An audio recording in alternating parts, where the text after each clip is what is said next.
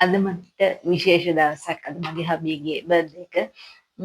ඉතින් පාටි මොකුත් නැහැ. අපි දෙන්නම් පාටිස් වලට ආස නැහැ.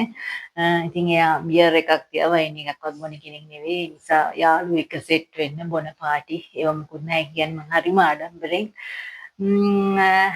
ඉතින් උදෙන්ම නැගිටලා කිරිබත් හැදුවා එයා වෙනුවෙන්. ඊට පස්සේ ඉතින් කේක් කට් කරා. කේක් එක දුවට ඕන විදිහට තමයි හැදුවේ.